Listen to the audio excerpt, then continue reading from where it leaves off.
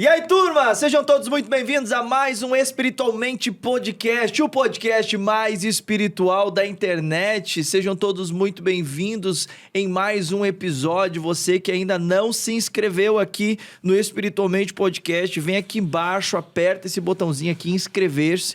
Do ladinho vai aparecer um sininho onde você vai clicar nesse sininho para você ser notificado para todo o episódio que for ao ar aqui no Espiritualmente Podcast. E lembra de deixar ali um valeu pra gente, apoiar o nosso trabalho, pra gente continuar sempre entregando o melhor pra você. E compartilha com o máximo de pessoas que você puder compartilhar para que nós possamos alcançar muitas pessoas e gerar muita transformação, porque esse é o objetivo aqui do Espiritualmente Podcast, levar a educação para então a gente gerar transformação por meio de princípios e valores. E esse é o nosso desejo, então ajude a gente aí compartilhando com mais e mais pessoas. Deixa o seu like, porque o seu like é extremamente importante para valorizar o nosso trabalho e o YouTube saber que o que a gente está fazendo você está gostando, tá bom?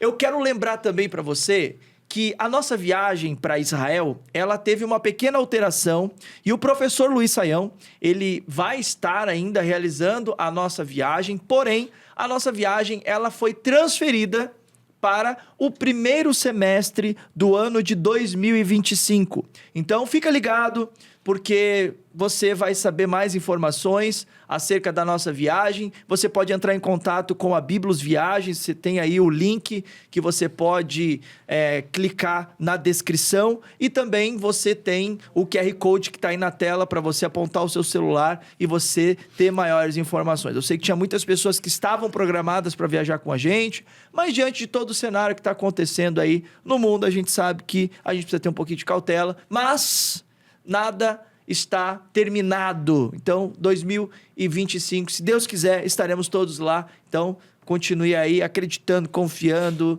e se preparando para essa viagem, que vai ser uma viagem incrível. Como diz o professor Luiz Saião, não é apenas uma viagem, mas é uma experiência com a Bíblia em 3D. Então, não perca essa oportunidade. Vamos viajar com a gente e juntamente com o professor Luiz Saião. Hoje eu estou com um convidado aqui que ele já é de casa, mas diz aí o bom ditado que o bom filho a casa torna.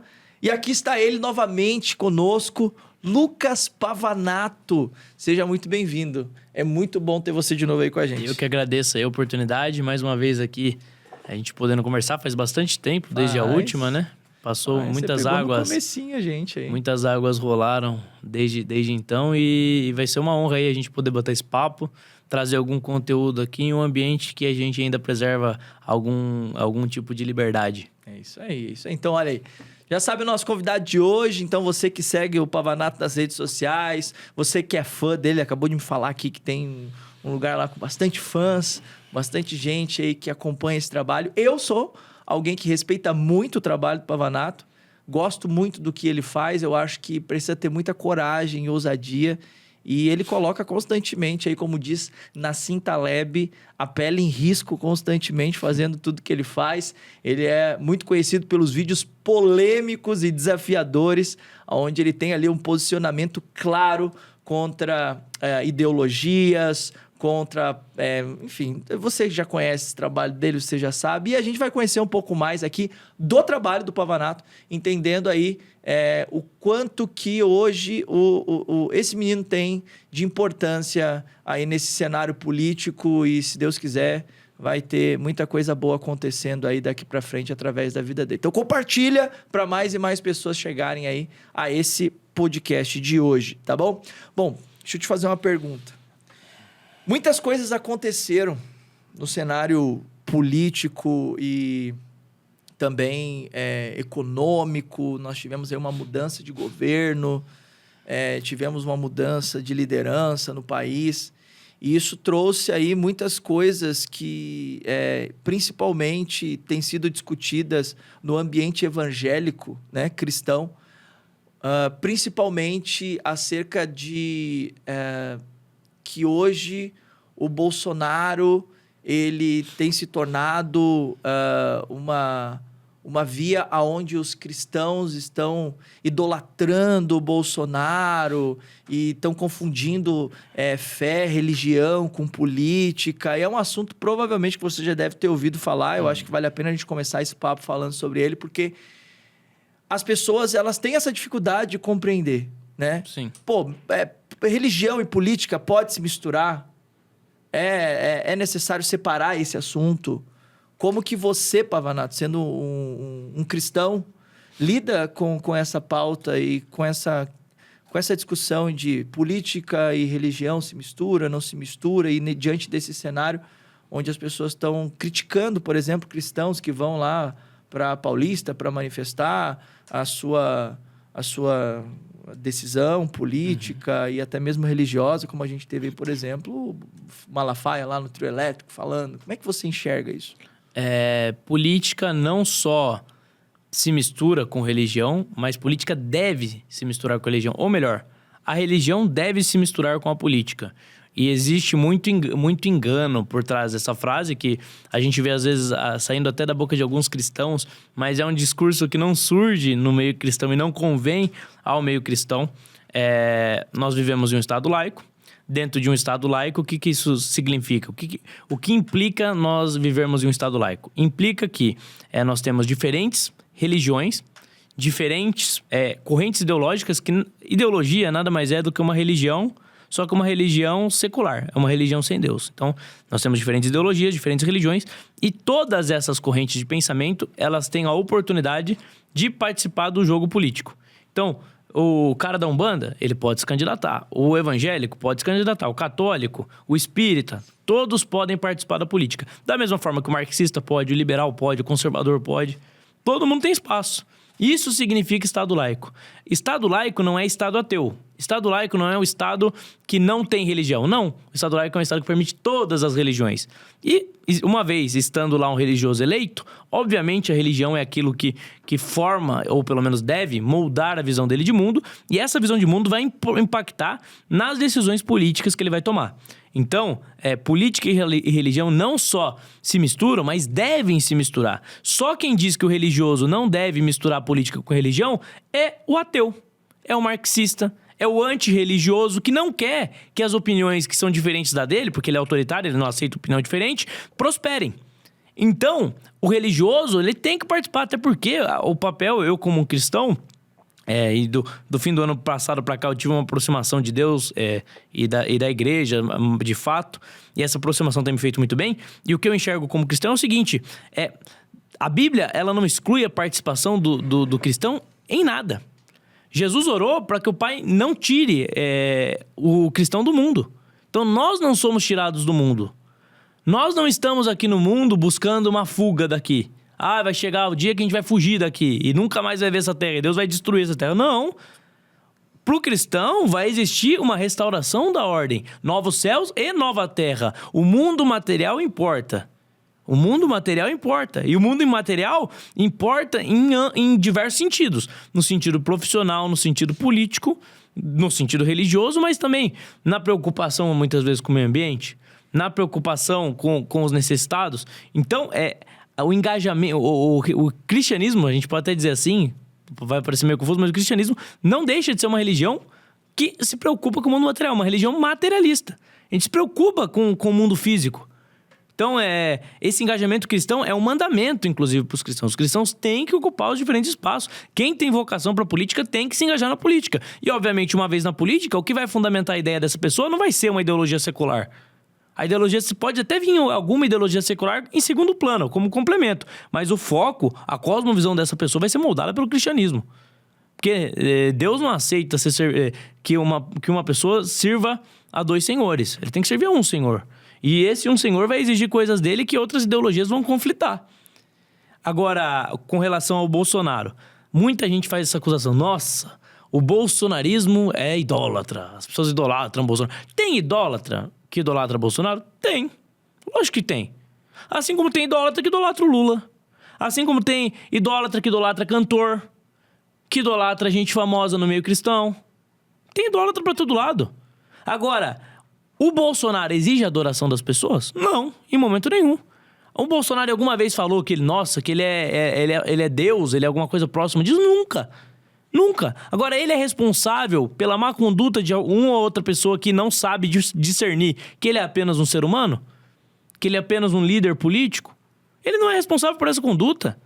Chega a ser ridículo essa crítica enfática que essas pessoas fazem ao Bolsonaro e aos apoiadores do Bolsonaro, generalizando sempre, como se todo bolsonarista fosse idólatra. E essa galera, geralmente, ao mesmo tempo, não faz críticas contundentes à esquerda. Por que será? Porque a implicância é com o Bolsonaro. E cristão votando em quem defende aborto? E aí? E cristão votando em gente que defende comunismo? Comunismo que é anticristão, uma ideologia ateia. Por que o engajamento e a implicância é com os apoiadores do Bolsonaro? Aí dá pra gente fazer também uma crítica, né? Eu não acho, na minha opinião, pode ter gente que divirja, eu não acho, na minha opinião, que o púlpito e a igreja, o espaço físico, seja um lugar para pregação política. Não acho. Pode um político ir lá receber uma oração? Não só pode, como deve. A Bíblia ensina a orar pelas autoridades. Agora, a pregação central dentro de uma igreja deve ser o evangelho. A pregação central dentro de uma igreja deve ser a salvação. Um cara pode ser de esquerda, não ser um esquerdista que relativiza tanto as verdades, mas que tem, às vezes, uma visão econômica um pouco mais estatista. Então, ele acha, tem que o governo ajudar as pessoas, o governo tem que ajudar o pobre. E pode ter algum cristão que se identifique dessa forma mais com a esquerda. E a igreja tem que ser um espaço também de acolhimento para esse cristão. Eu não acredito que a gente deva excluir parcelas da sociedade da pregação do evangelho, não. E se a gente fecha totalmente com uma ideologia dentro da igreja, a gente exclui parcelas da sociedade. Uhum. E aí a igreja está perdendo o propósito dela. Uhum. E tem que entender também que quando existe associação política clara dentro de um ambiente religioso, também tem o seu ônus. Quando alguma coisa der errado na política, o religioso vai acabar sendo responsabilizado. Então, eu acho que tem que ter um nível de maturidade, de prudência. Não sou ninguém para julgar pastor. Eu acho que cada pastor tem a sua missão com Deus ali e ele tem que dar satisfação a Deus. Mas eu acho que tem que ter esse cuidado. Acho que o pastor deve orientar, sim, os cristãos em termos de princípios. Os cristãos têm que saber muito bem o que é o cristianismo, o que o cristianismo defende, para na hora de votar fazer boas escolhas. Agora, a gente não tem como impor, um pastor não tem como impor como as pessoas vão votar ou não. E não necessariamente porque os cristãos apoiam o Bolsonaro, eles são idólatras. Pode ter uma parcela maluca que não entende o verdadeiro evangelho? Pode ter. Agora, o Bolsonaro não é responsável por isso. O Bolsonaro, ele é um político, onde ele percebe que ele é benquisto, onde ele percebe que as pessoas o apoiam, ele está lá. Assim como todo político. Se existe exagero por parte de algum religioso, a culpa é dele? Não, a culpa não é dele. Ele está apenas fazendo o papel dele como político. Então, eu não acho que o Bolsonaro é Deus. Acho que ele foi um líder político, um líder político, talvez é o líder político mais influente hoje no país. Acho que o Bolsonaro prestou um serviço para o Brasil, principalmente de resgate do nosso patriotismo, principalmente de acordar pessoas para a política que já eram de direita, mas não sabiam. Então, o Bolsonaro tem todo esse papel. Acho que Deus levanta autoridades, sim. Acho que o Bolsonaro, em certa medida, foi levantado por Deus, até porque isso é bíblico. Deus levanta autoridades. E espero que o Bolsonaro consiga, se Deus quiser, voltar ao poder. Isso não me faz um idólatra. Eu tenho uma opção política. Minha opção política é pelo Bolsonaro, porque eu acho que dentro das lideranças políticas ele é o único com a força necessária para regimentar pessoas e com o pensamento mais próximo do que aquilo que eu acredito. Por isso eu estou ao lado do Bolsonaro. Uhum. E essa não foi sempre sua história da sua jornada política, né? Como que foi essa construção do Lucas Pavanato, político? Como que foi esse processo de decisão para entrar para a política? Porque você tem familiares políticos, alguém da sua família. Como que foi esse processo de construção e como que você enxergou essa tomada de decisão de se tornar, então, político, começar a trabalhar com a política sendo cristão? Porque existem muitas críticas acerca disso, né? Como é que você enxerga isso? Quando eu comecei a me envolver com política, de fato, já tinha algumas coisas, mas de fato foi mais ou menos 8 anos atrás, 9 anos atrás, 8 ou 9 anos atrás, na época do impeachment, que eu ajudei a organizar as manifestações em São José dos Campos, primeiramente, que é onde eu morava. E depois, posteriormente, eu mudei para São Paulo e passei a coordenar isso a nível nacional. Quando eu mudo para São Paulo, eu venho de uma família cristã e religiosa, então mudar para São Paulo teve aspectos positivos e negativos na minha vida. Um aspecto positivo é que eu aprendi muito. Então, cresci politicamente, cresci intelectualmente, me desenvolvi enquanto ser humano, me transformei em uma pessoa com mais conhecimento. E teve aspecto negativo que quando eu mudo para São Paulo, eu, por más influências e por estar distante de casa, acabo me afastando de Deus também. E esse foi um aspecto negativo. Mas nunca, em nenhum momento dessa minha trajetória, eu mudei de princípios. Eu nunca deixei de entender a importância da minha fé, nunca deixei de entender a importância de, por exemplo, defender a vida. Sempre foi uma pauta muito cara para mim. Desde cedo ali na minha trajetória política, eu comecei a enxergar que o Estado centralizado, ele é algo prejudicial para a sociedade. Porque o Estado centralizado, você acumula poder na mão de homens falhos. Então, a compreensão cristã de que todo ser humano é mau, de que todo ser humano tem a maldade dentro de si, que é a natureza do pecado que está em todo homem, essa compreensão sempre teve muito clara na minha mente. O ceticismo em relação a projetos políticos mirabolantes sempre teve muito claro na minha mente. E tudo isso vem do cristianismo. E isso me influenciou nessa minha trajetória. Tive alguns percalços, eu começo um movimento do qual depois eu saio, vou para um partido político, disputo uma eleição, não dá certo. E daí durante esse período eu não era próximo do Bolsonaro, vou me aproximando do Bolsonaro durante a pré-eleição e durante a eleição. E no segundo turno é Lula ou Bolsonaro na última eleição.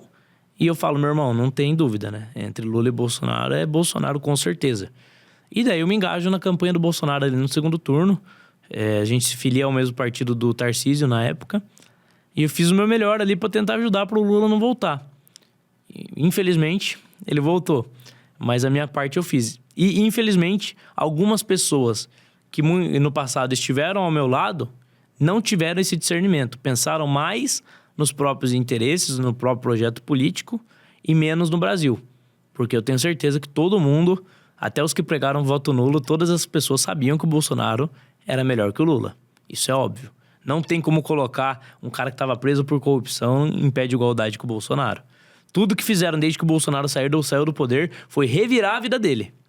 Foi violar, inclusive, direitos fundamentais dele, para tentar encontrar alguma coisa. E nada foi encontrado. Melhor é a importunação de baleia, né? Pois é, olha o nível. Os caras fuçaram a vida do Bolsonaro pra encontrar alguma coisa que queimasse a reputação dele, algum escândalo de corrupção, e o que eles acharam foi importunação de baleia. O que eles encontraram foi cartão de vacina, que o Bolsonaro já dizia publicamente que não tomava vacina. Então por que ele ia fraudar? Que o Bolsonaro, como chefe de Estado, não precisava de cartão de vacina pra entrar em outro país. Então, é bizarro. É bizarro, não encontraram nada. Então daí você vai me colocar esse cara em pé de igualdade com o Lula? O cara que mais vendeu ativos públicos na história do país?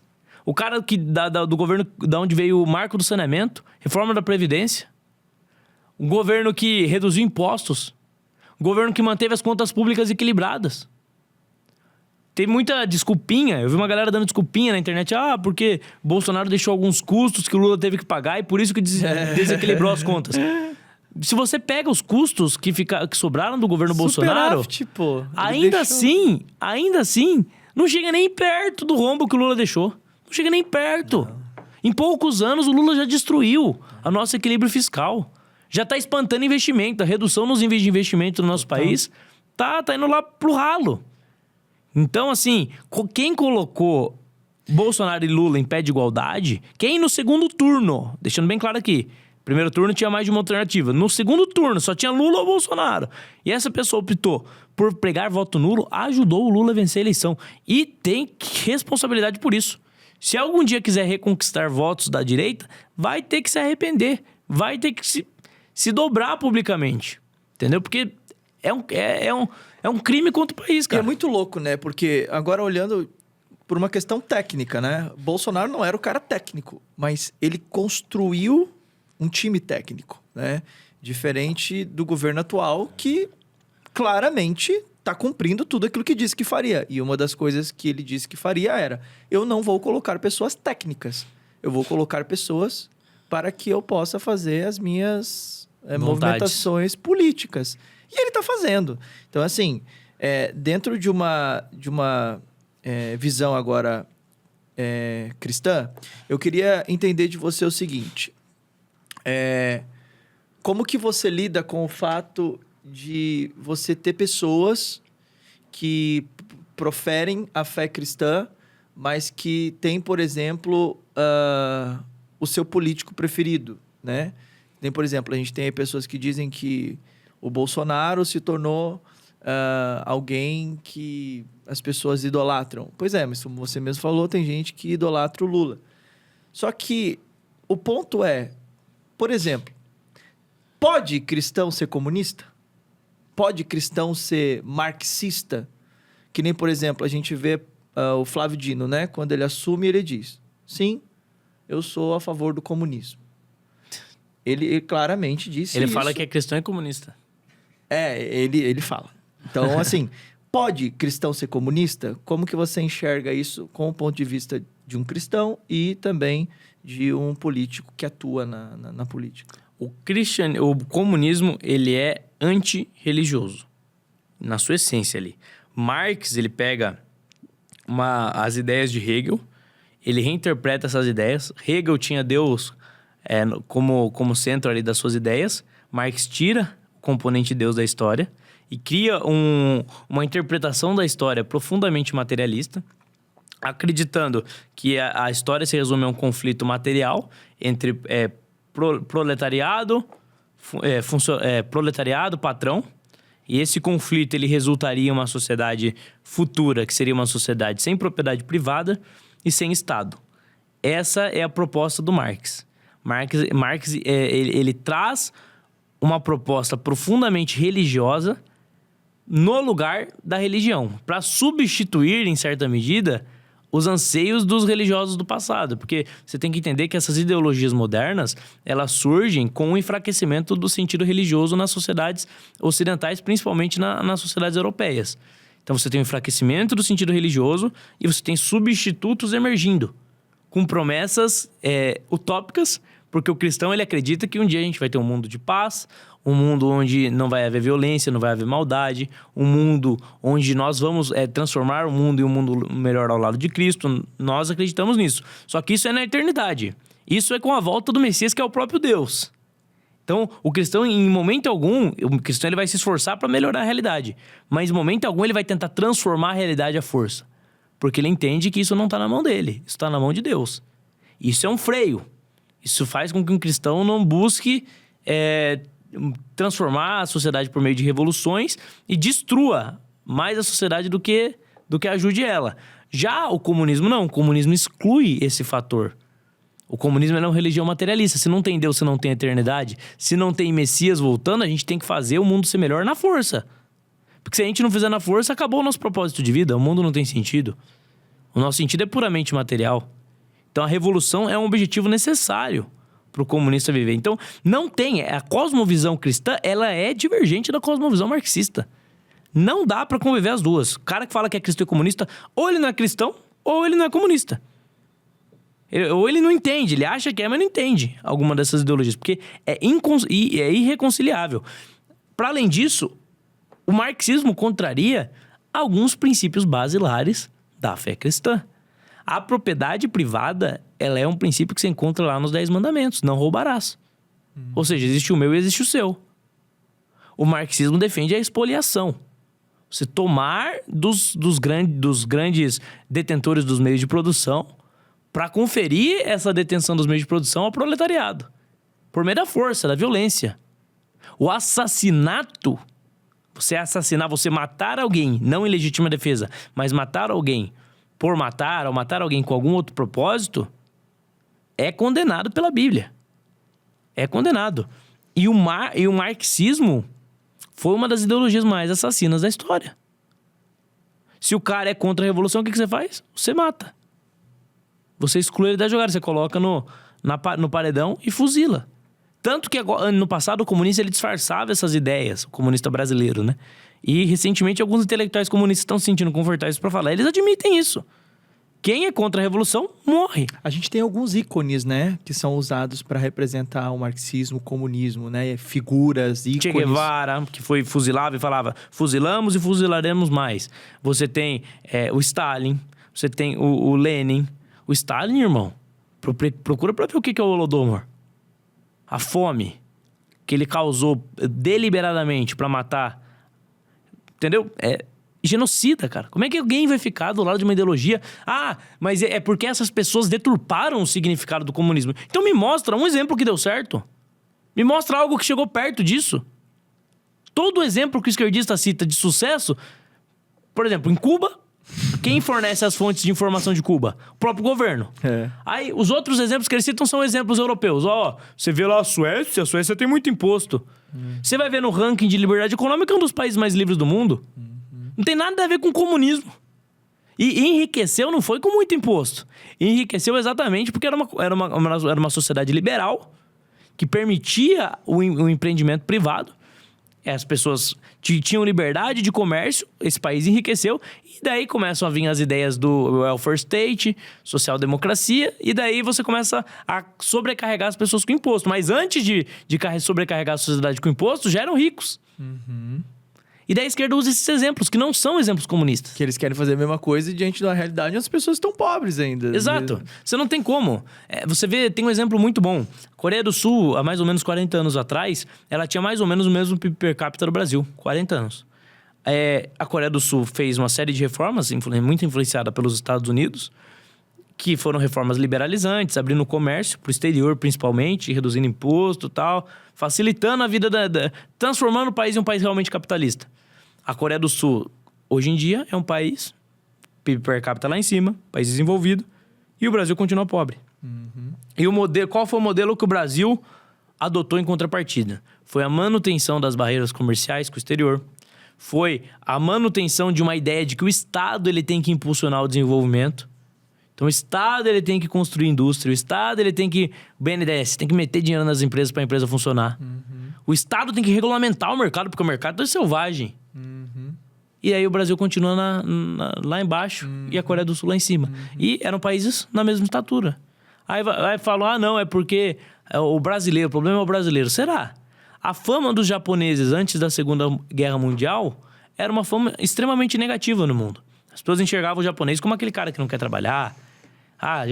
Japão é aquele país pobre.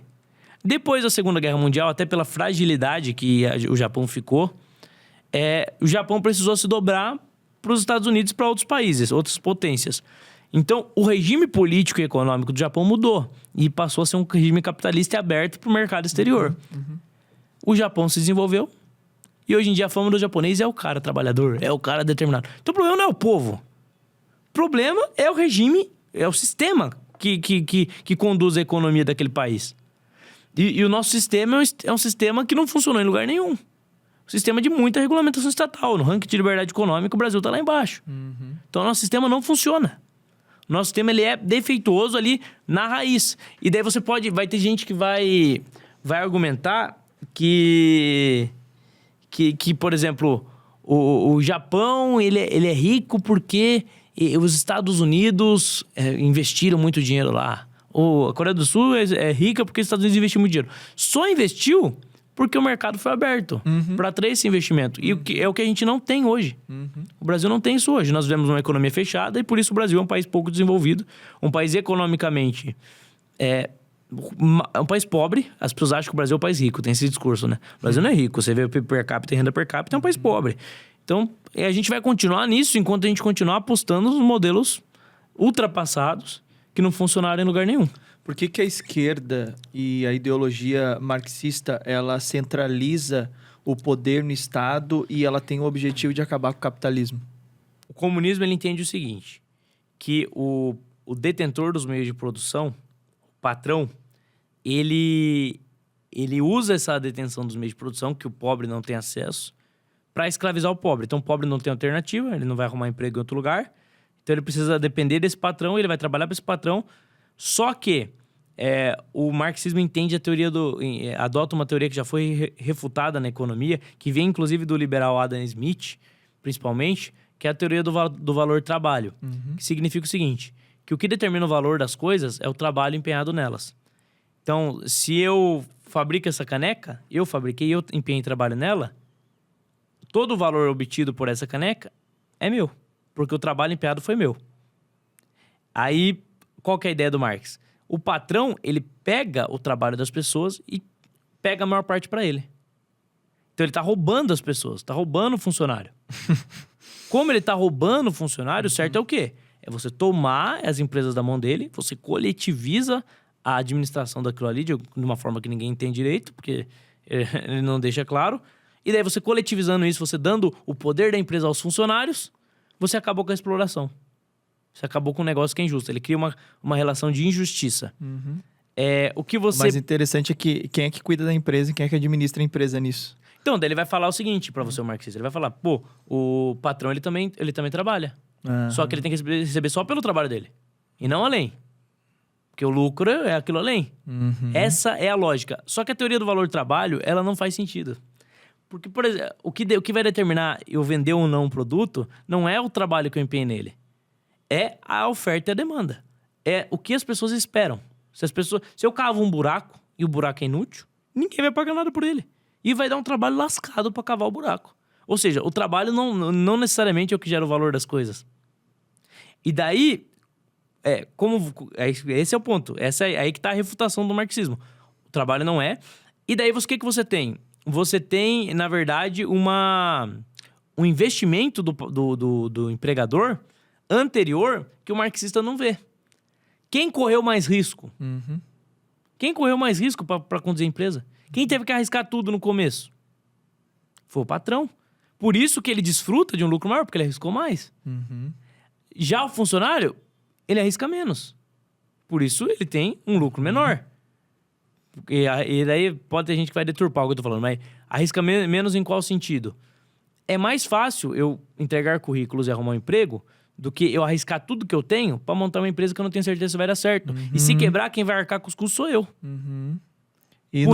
E no final do mês, o funcionário, ele trabalha, ele vai ter o salário dele e ele não tem que se preocupar com as contas e com as despesas e com tudo mais aquilo que a empresa tem que ter de responsabilidade. Tem outra coisa também. No começo, até fazia sentido a crítica deles falando, tem um monopólio dos meios de produção.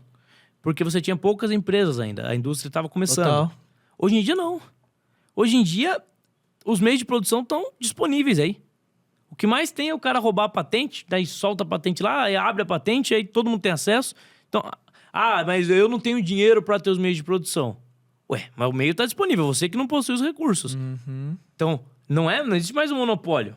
Qualquer um pode chegar. Existe uma flexibilidade ali na mudança de quem tá na elite econômica e quem não tá. Isso muda. Nem o filho do rico não necessariamente vai continuar rico, não. Ele pode perder tudo. Exatamente. E o filho do pobre pode se tornar rico. Pode se tornar rico. Nós temos vários casos. Isso aí não precisa confiar em mim, não. Só você pesquisar. O que mais tem é empresário que enriqueceu. Exatamente. E que saiu do nada.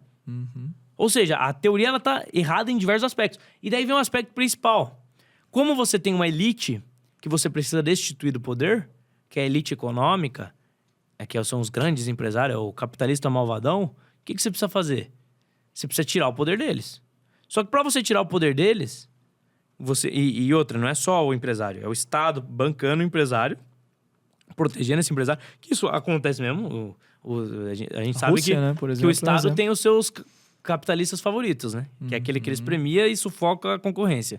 Então, existe o Estado que mantém os capitalistas e você precisa destituir essa elite do poder para você conseguir implementar a revolução e transformar essa realidade de exploração da sociedade. E é bom para aqueles que estão do lado do Estado, porque vai destituindo todos os outros concorrentes e aquele... Sim, não. Vai criando um monopólio, né? O que eu tô falando é o seguinte, o comunista, quando ele quer a revolução, o que ele quer? Ele quer tirar do poder a elite econômica que tá mancomunada com o Estado. Perfeito. E para ele tirar essa elite econômica mancomunada com o Estado, o que ele precisa fazer? Ele precisa de uma revolução armada. Ah, entendi. Ele precisa de força para fazer isso. Aí, Mas para ele fazer força e destituir uma elite econômica, o que ele precisa? De mais poder do que essa elite econômica tem. Ele precisa concentrar mais poder. Ele precisa controlar tudo. Ele vai precisar tirar os empresários de todas as empresas e coletivizar todas as empresas. Precisa controlar aspectos da vida humana que o Estado anterior não controlava. Aí, o que acontece? O comunismo é tão inocente que eles acham que é capaz, um homem é capaz de acumular poder infinito por meio dessa revolução que vai ser necessário, o cara vai ter que acumular mais poder, tomar o poder dessa elite e que ele não vai se tornar uma nova elite. Ele vai ser profundamente caridoso e realmente vai ser tudo coletivizado e o mundo vai ser... É uma utopia, né? É uma idiotice que chega a ser infantil, é delírio. É porque falta o significado religioso para as pessoas, elas colocam o significado religioso na ideologia. Mas não vai dar certo nunca. Não vai dar certo nunca. E daí você tem outros problemas. Aí você vai ver, ó, como que o comunismo tem problema. Você tem esse problema da concentração de poder, que você não confia no ser humano é mau, o ser humano com muito poder dá errado. Aí você tem outro problema, que é o seguinte: como que você vai fazer se você aboliu o sistema de preços? Tudo é coletivizado, não existe mais comércio. Como que você vai fazer o cálculo econômico? Se quem determina o preço é o Estado, como você vai fazer o cálculo econômico? Porque esse é um negócio que é muito legal quando se descobre na economia. O preço, ele informa o produtor. O preço, ele informa como que vai ser a dinâmica de mercado. Em qual sentido? Se, por exemplo, acontece um furacão e acaba com todos os produtos daquela região ali onde teve o furacão. Tá todo mundo ali na pior.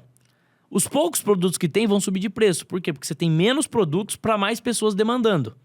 Então, até para uma iniciativa de não acabar rápido, o cara vai subir o preço. Aí o preço sobe lá em cima. Daí você fala, nossa, que coisa horrível. Subiu o preço em uma catástrofe.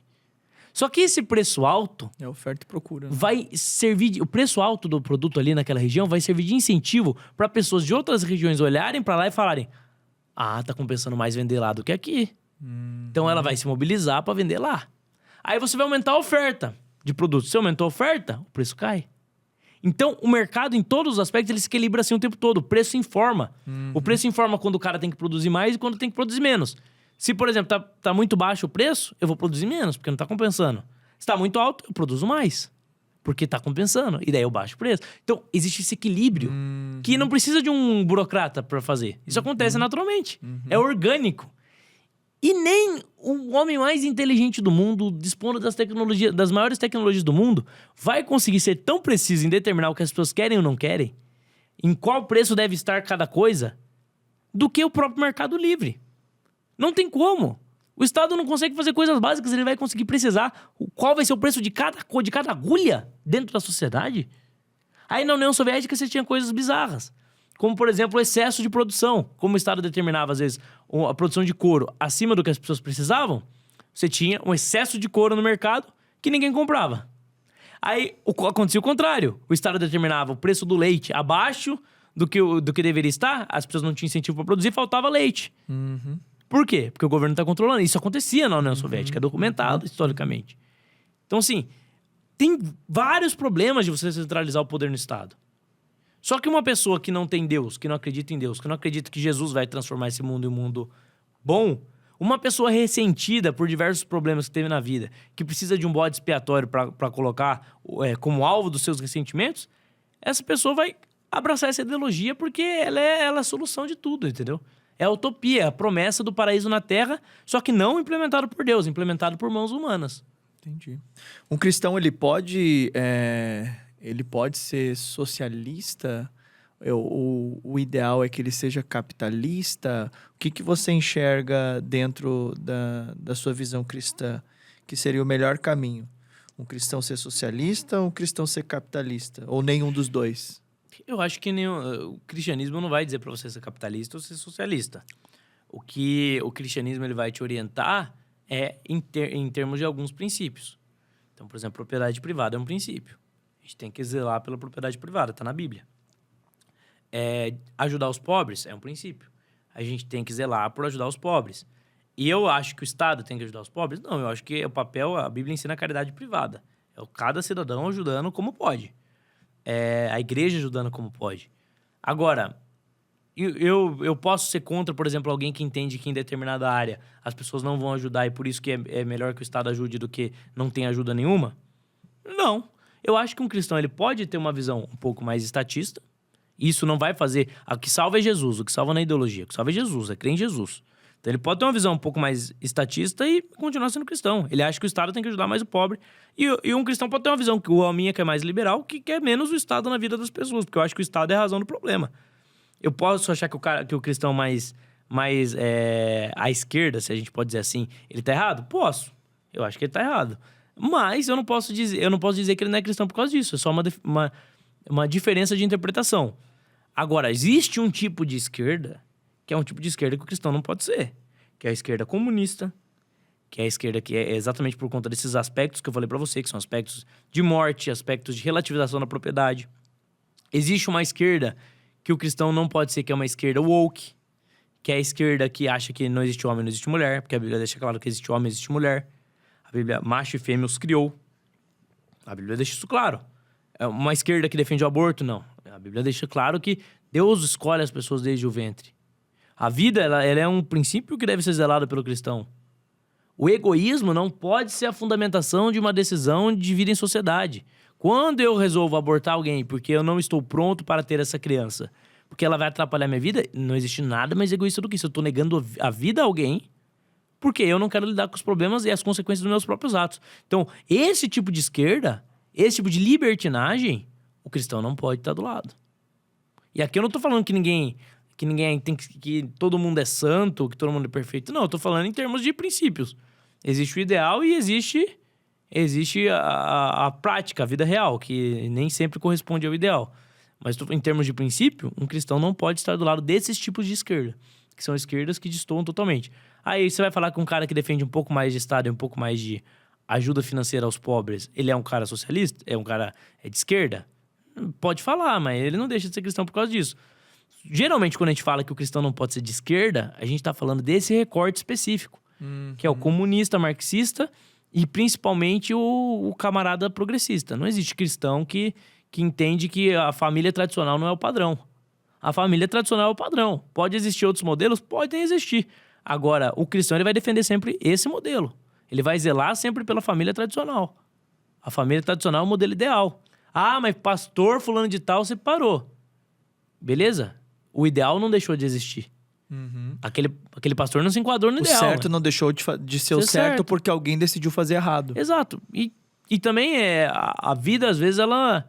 Eu tenho um amigo que ele casou tal, e a mulher resolveu separar dele depois de um tempo e ele não teve muito o que fazer. Tem coisas que são inevitáveis. Exato. A gente não tem o controle da vida. Beleza, é melhor, às vezes, um moleque ficar com um casal homossexual do que ficar na rua, morrer de fome? Concordo, pode ser melhor naquele momento. Agora, isso significa que aquele é o modelo ideal que Deus planejou para a criação de uma criança? Não, não é o modelo ideal. O modelo que vai funcionar melhor é o modelo que a Bíblia orientou. Porque eu acredito em Deus. Eu acredito que o que Deus passou para nós como modelo é o certo. E se ele passou esse modelo é porque o modelo é bom. E funciona. E funciona. Ah, mas eu fui criado pela minha avó e sou um ótimo ser humano. Beleza? Deus usou sua avó para te criar e te formar um cidadão decente. Agora, significa que é o ideal? Não. O ideal era o pai e a mãe cuidando. Então, esse é o ponto. A galera não sabe diferenciar ideal de realidade. Existe o ideal e existe a realidade. E o cristão não pode relativizar o que é ideal. O que Deus colocou como modelo. O que Deus colocou como modelo é modelo e pronto. Ponto final. Não, a Bíblia não tem que ser atualizada, não. Quem tem que se atualizar é o ser humano pecador, a Bíblia. Eu me aproximei da igreja no fim do ano passado pra cá, e o mais difícil de você voltar e se aproximar de Deus é exatamente isso. É você entender que, irmão, eu que tenho que me dobrar a Bíblia. Eu que tenho que deixar os meus pecados. E se eu realmente sou salvo pela fé, a minha vida vai mudar com o tempo. Eu não sou... Paulo dizia que era o pior dos pecadores, né? Se Paulo dizia, imagina eu sou um pecador terrível, cara. E é exatamente por isso que eu sou cristão. Porque eu entendo que eu sou um pecador terrível. O duro é quando o cara ele começa a mudar a realidade porque a vida dele não se enquadra na realidade. Porque eu tenho determinado pecado, o pecado passou a ser certo? Não. Tá errado. Tá errado. Meus pecados estão errados. E por isso eu sou cristão, porque eu preciso da graça de Deus pra me transformar. Porque senão eu seria um ser humano 10 vezes pior do que eu sou. E é o que Paulo fala, né? É negar a si mesmo. Exato. Tem que negar. Tome a sua cruz e siga-me. É tomar a cruz. Você tem noção do que é carregar uma cruz, como Jesus carregou? Não é fácil. Aí você fala, pô, um homossexual, quando ele se converte ao cristianismo, ele tem que abrir mão da prática. Sim, mas é difícil, é sofrido. Carregar a cruz. Eu conheço o Robert Diego. O Robert Diego, ele passou né, por isso, e ele hoje dá o testemunho dele de transformação. E uma das coisas que temporariamente ele escolheu ele não quer se relacionar com ninguém. Isso. Ele não quer nenhuma relação. É porque tem... Porque ele tá negando. Tem a algumas ele coisas que as mesmo. pessoas às vezes não entendem. A mera atração não torna uma pessoa homossexual. A pessoa se sentir atraída por pessoas do mesmo sexo não torna ela homossexual. O que vai tornar ela homossexual é ela dar vazão a essa atração. Até porque tem pessoas que têm problema com isso. Mas eu não acho que o gay escolheu ser gay. Eu não acho que o gay escolheu ser gay. Você não sabe, ainda existe muita discussão na ciência sobre o que pode influenciar ou não esse comportamento, e também tem as questões psicológicas, o que pode influenciar na criação ou não esse comportamento. Não existe um consenso sobre o tema. Só que a questão é a seguinte, não é porque o cara tem uma atração homossexual que ele vai dar vazão a isso. A partir do momento que ele dá vazão a essa atração, e essa atração vai para pensamentos, ou ele dá vazão a essa atração e ele passa a praticar de fato o ato, aí ele está agindo contra Deus. Agora, se ele resiste à atração, se ele toma a sua cruz e se ele segue a Deus, ele é tão salvo quanto qualquer outro cristão. Ele é cristão do mesmo jeito. Uma vez na vida ele deu um deslize. Quantos cristãos não deram deslize? O ponto é, ele entende que ele está errado e ele está lutando para consertar. Ele não se entregou, não entregou os pontos. E o Espírito Santo está ajudando ele nessa batalha contra o pecado. Então, esse cara, ele é cristão. Aí tem muito cristão que às vezes acha que também o camarada se converteu, ele tem que gostar de mulher. Uhum. Se o camarada não gosta, não gosta. Uhum. Vai fazer o quê? Vai obrigar o cara? Não tem como.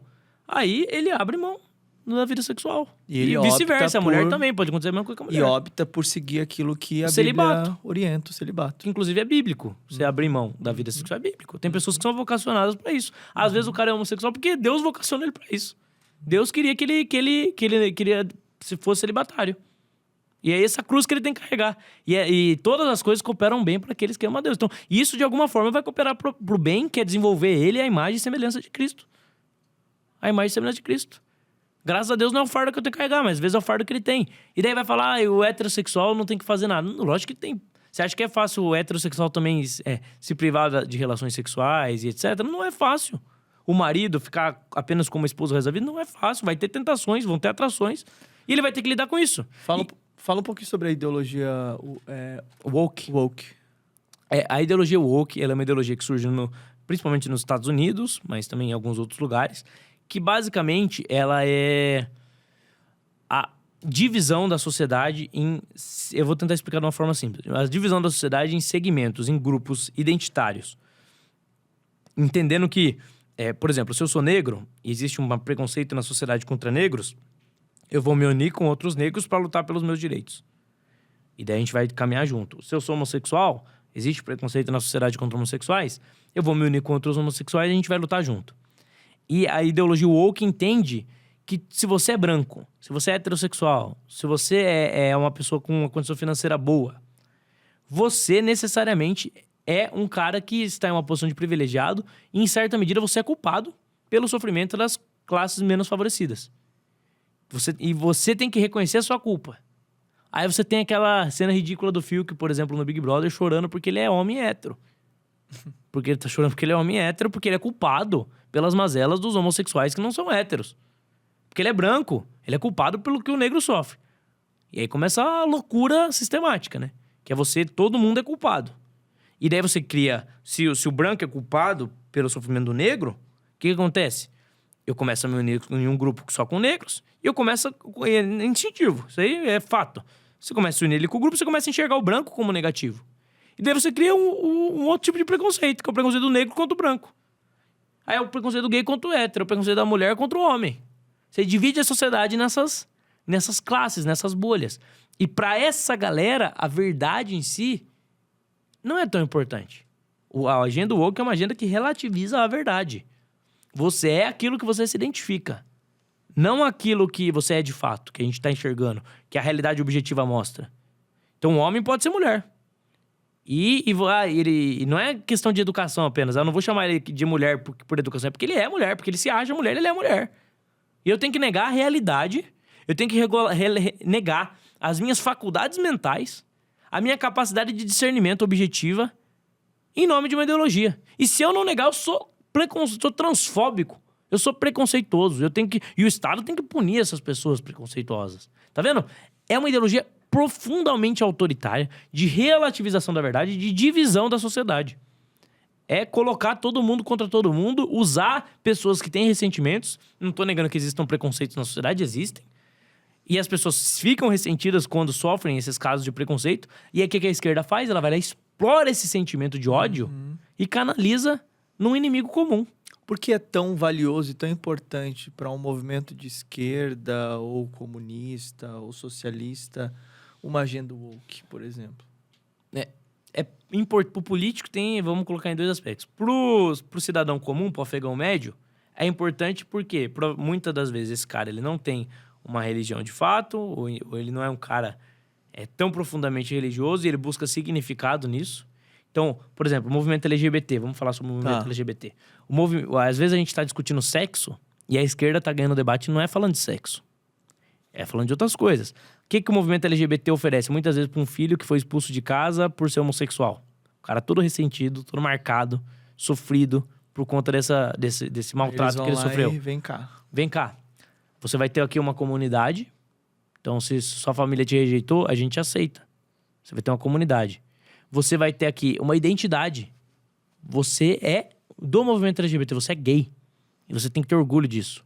Então, a sexualidade da pessoa passa a ser o centro da identidade dela. E você vai ter aqui um propósito de vida, que é a transformação dessa sociedade em uma sociedade tolerante com todo mundo. Em uma sociedade onde a família tradicional e os padrões tradicionais vão ser rompidos. Então, essa pessoa, ela depende dessa ideologia porque é ali que ela coloca o significado da vida dela. E daí tem um aspecto prático também que, você tá cercado de amigos que são do mesmo jeito, pra você ser bem aceito, você começa a concordar com tudo. Você passa a agir como a manada age. Esse é o pensamento de manada. Todo mundo pensa igual, então em todos os aspectos tem que pensar igual.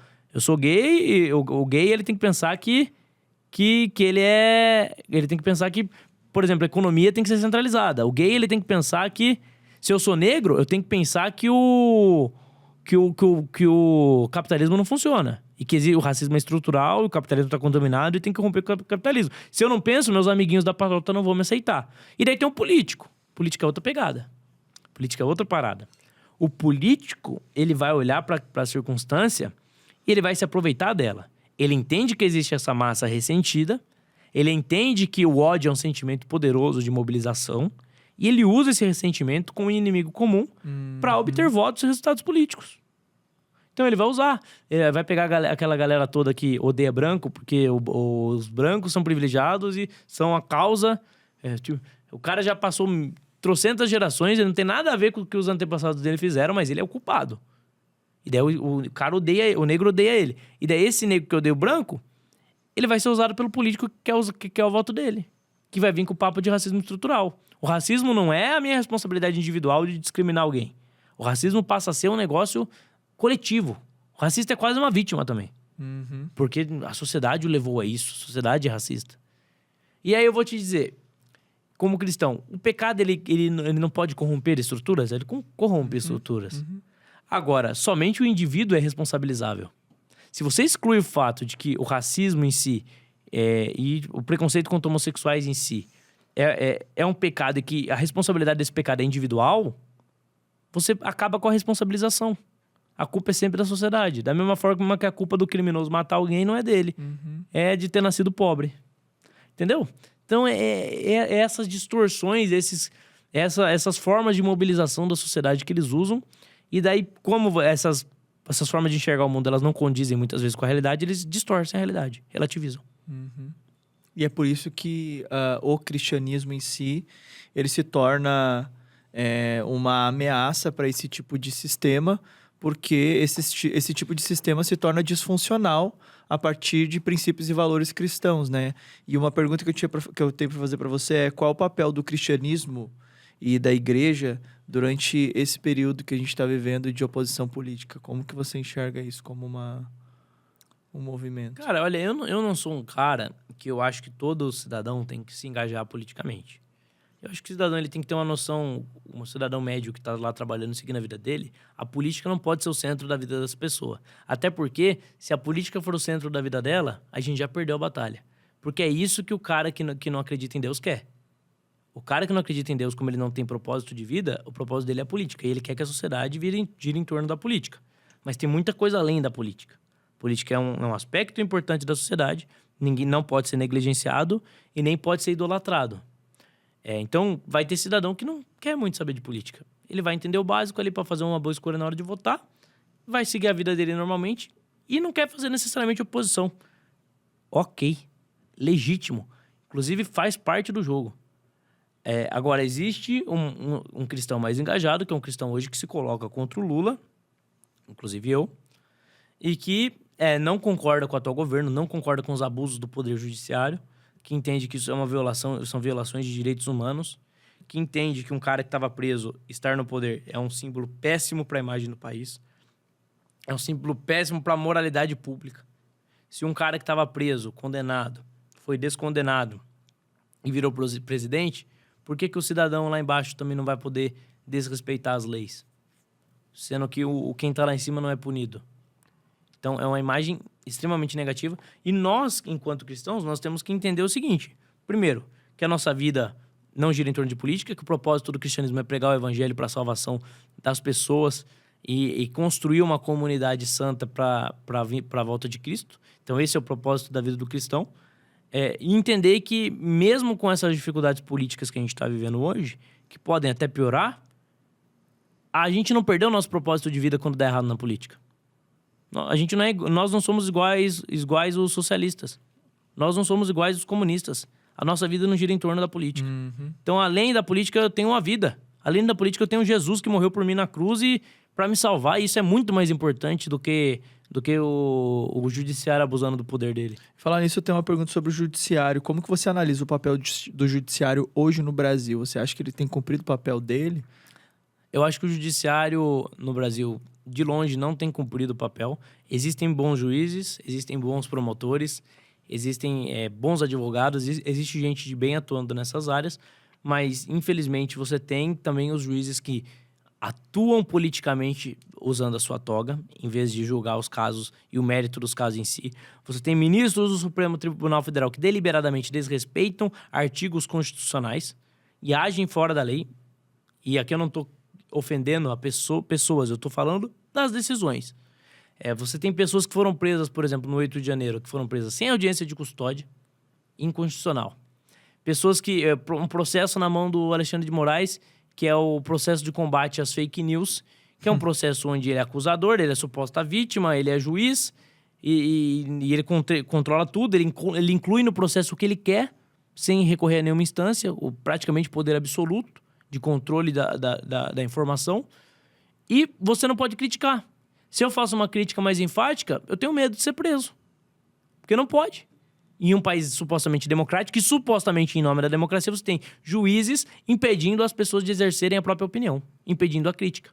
A ponto do nosso judiciário ter exigido a deportação do Alan dos Santos, que está nos Estados Unidos, a extradição do Alan dos Santos, que está nos Estados Unidos, e o governo americano negou, e teve gente aqui no Brasil chocado, porque os americanos falaram que liberdade de expressão é direito fundamental e que a mera opinião não configura crime. Porque eles são uma democracia de verdade, nós não. Uhum. Nós somos um simulacro de democracia. Agora, quem tá certo? Uma democracia consolidada, a maior democracia do mundo? Ou o Brasil, que é uma republiqueta de bananas? Um Brasil que é um país que se resume a conchavos e acordos políticos e jogos de interesse. Onde você tem uma elite de burocratas que vivem às custas de quem trabalha e produz, enquanto o pobre passa fome porque paga imposto demais. Que país tá mais certo? Um país que nunca passou por um regime de exceção, nunca teve uma ditadura, ou o Brasil que já passou por várias? Quem entende mais do que funciona? A desculpa é nossa, se tiver um discurso autoritário aqui ou ali, o Brasil vai virar uma ditadura. E daí por isso você transforma o país numa ditadura? Contra a ditadura? Uhum. Por isso você passa a negligenciar os direitos das pessoas? Eu não posso criticar um ministro do Supremo Tribunal Federal e até ofendê-lo, por quê? Sendo que eu posso fazer isso com qualquer outro cidadão.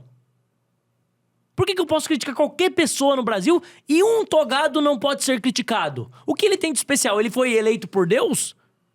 Ele desceu do céu? Ele não usa o banheiro para fazer as suas necessidades porque ele é puro? que ele tem de superior? Por que eu posso criticar qualquer pessoa e menos ele? Por que um político pode ser criticado e cobrado e ele não? E outra, por que ele tem o poder de legislar sendo que ele não foi eleito? Sendo que ele não se colocou nas urnas?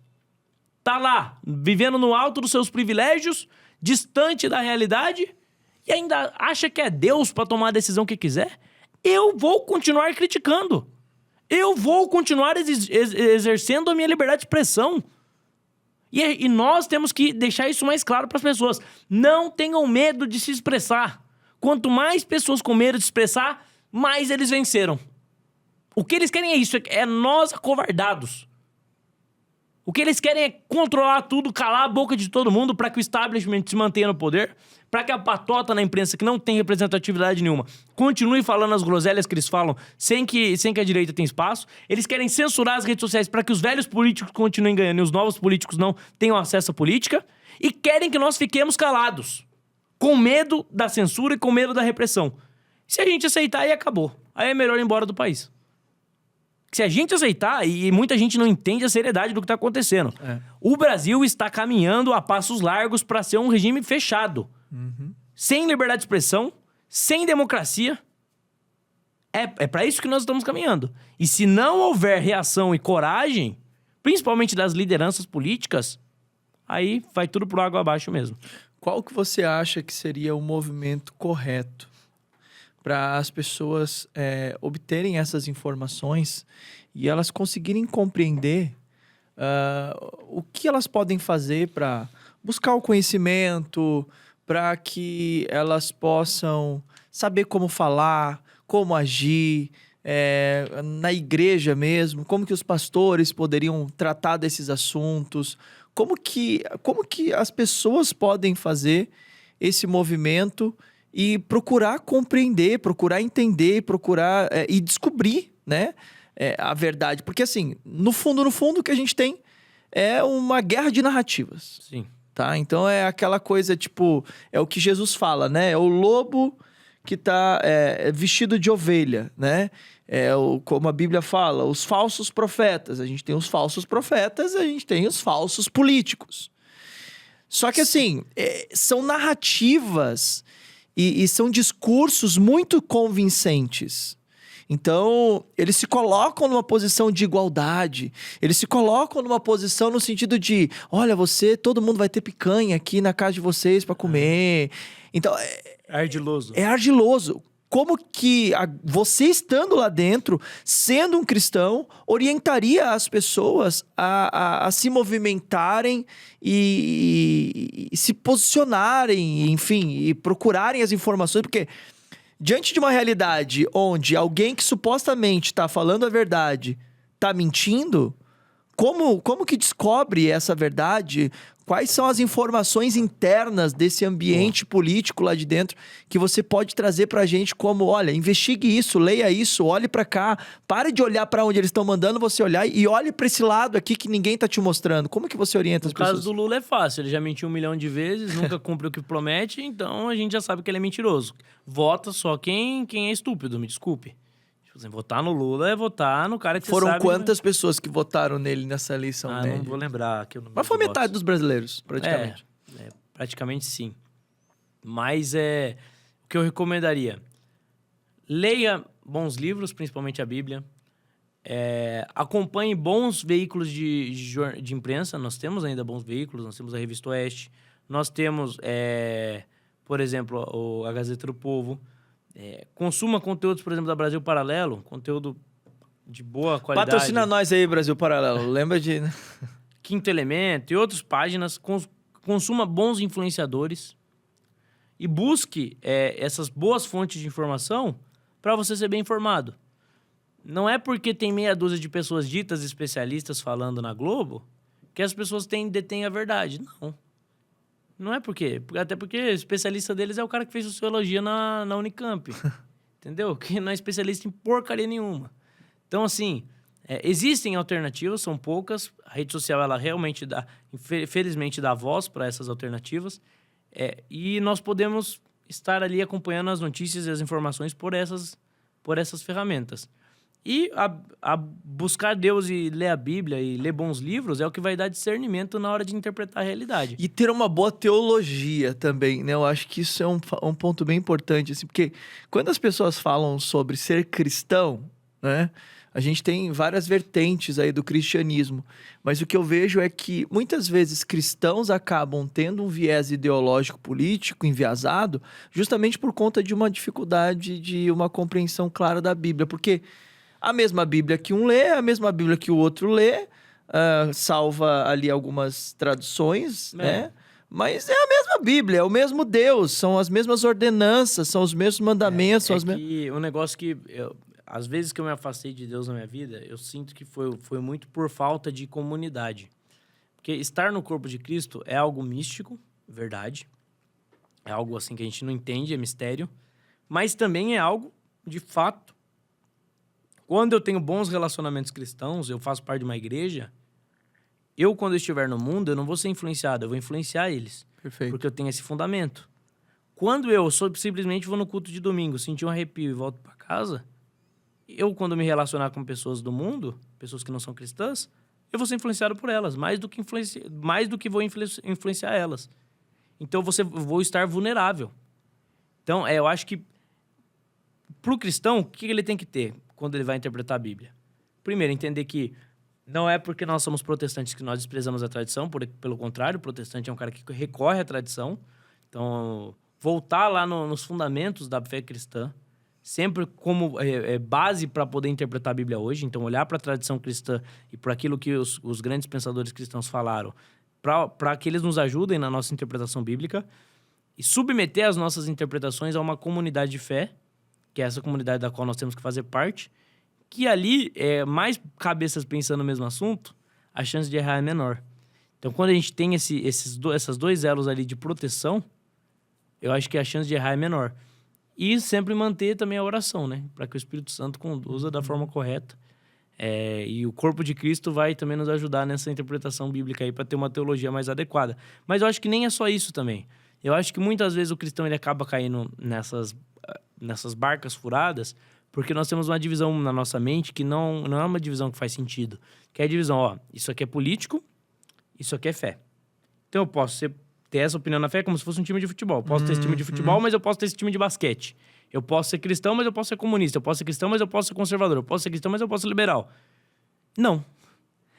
As ideologias, elas são religiões seculares. Elas são religiões que substituem, que têm propósito. A ideologia ela vai oferecer para você.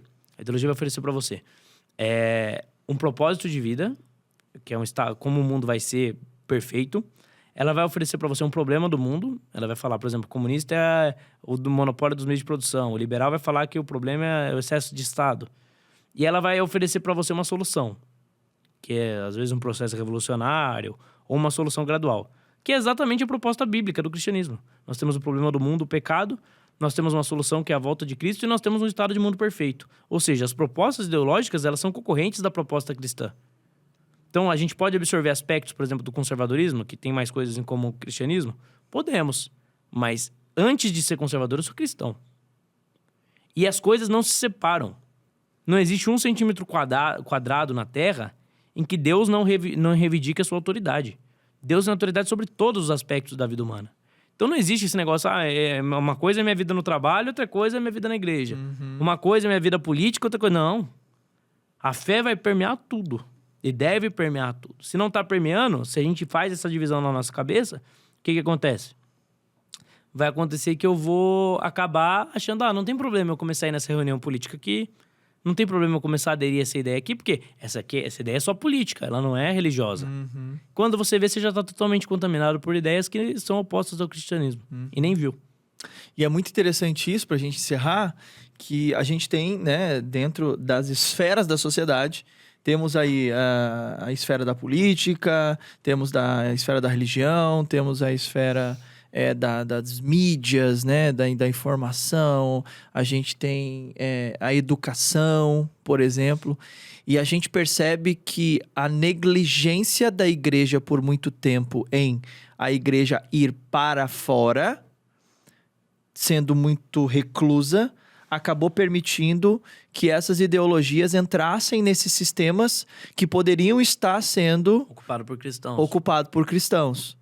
E qual é a solução que você enxerga para isso hoje a partir de todo o trabalho que você tem realizado? O que você enxerga que o seu trabalho pode causar de influência nas esferas da sociedade? Cara, eu espero, sinceramente, que Deus continue... Deus me colocou onde eu estou, eu tenho certeza disso. E por mais tortuosos que tenham sido os meus caminhos para chegar onde eu cheguei, Deus me colocou onde eu estou porque Ele tem o controle de tudo, Ele não perde o controle da história. E eu espero que Deus me capacite para não esmorecer mais na fé, para continuar firme, ser um cristão íntegro. E espero que essa integridade, ela, com o tempo aumentando, ela venha me influenciar nas minhas decisões. Um cristão participando da política, ou um cristão participando da vida em sociedade, o propósito do cristão participar não é dominar o mundo e transformar o mundo num mundo cristão. Isso não vai acontecer. Sempre vão ter pessoas que vão pensar diferente. E a gente não defende impor isso. Não é por força nem por violência que a gente vai vencer o combate.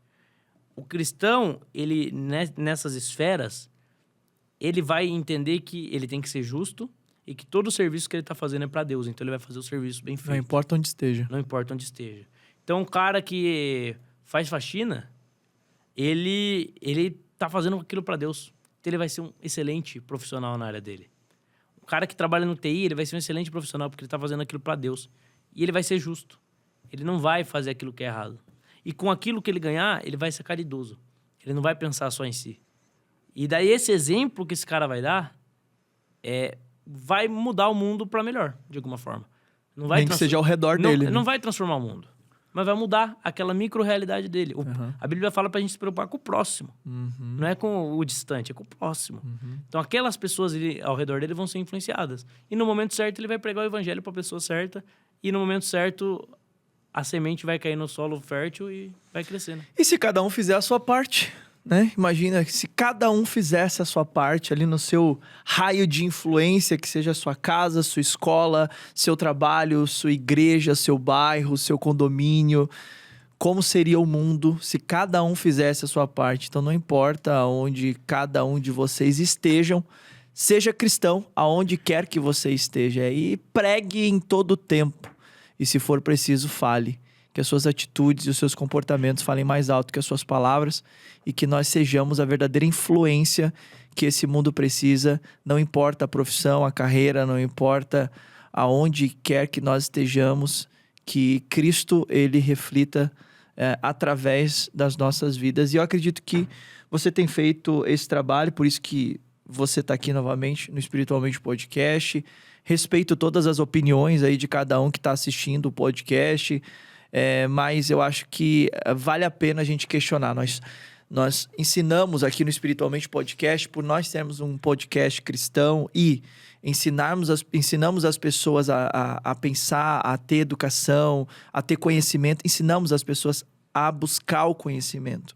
Então, por isso que, independente de qualquer viés político, o nosso objetivo aqui é levar você a pensar, é ir atrás da informação, ir atrás do conhecimento. Você não é obrigado a concordar, mas a gente é obrigado a questionar e fazer perguntas, ir atrás das informações, porque quando nós começamos a questionar, nós começamos a ter respostas. E essas respostas, muitas vezes, podem surpreender você e vai trazer, obviamente, mudanças de mentalidade, de pensamento, de atitude, de comportamento, como diz Romanos capítulo 12, verso 2. E não vos conformeis com este mundo, mas transformai-vos pela renovação do vosso pensamento, para que experimenteis qual seja a mais boa, agradável e perfeita vontade de Deus. Vamos olhar aí para o cenário do país, vamos olhar para a realidade dos brasileiros. Será que o Brasil está vivendo a boa, perfeita e agradável vontade de Deus? E se não, será que nós estamos sendo verdadeiramente cristãos em todo lugar? Seja lá nos 3 poderes, ou seja na nossa casa, no nosso serviço, na nossa escola, na nossa igreja, onde quer que nós estejamos. Vamos colocar a cabecinha aí para pensar. E todos aqui são bem-vindos, independente do seu viés político, ou da forma como você pense, da sua fé, da sua congregação, da sua igreja, enfim. Mas é importante pensar em tudo isso que o Pavanato compartilhou hoje. Qual a mensagem que você quer deixar pro pessoal aí, Pavanato? Cara, me sigam nas redes e sejam fiéis aí aos seus princípios. Não se abalem com os problemas que a política possa trazer, porque tem muita coisa além da política, mas também não desista do Brasil. E eu não vou desistir. Muito bom. Não desista. Siga. Se você ainda não segue, vem aqui embaixo, aperta esse botãozinho vermelho aqui que está escrito inscrever-se e se inscreva. Muita gente acompanha aqui o Espiritualmente Podcast, participa das entrevistas aqui, de todos os nossos convidados, de cada episódio. E não se inscreve. Então, se inscreva. Aperta o sininho para você ser notificado para todo novo episódio que for ao ar.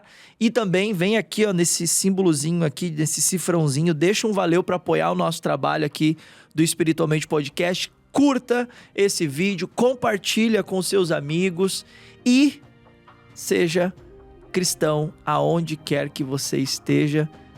Deixe que Cristo apareça através da sua vida. Até o próximo episódio do Espiritualmente Podcast. Um beijo no coração. Tchau!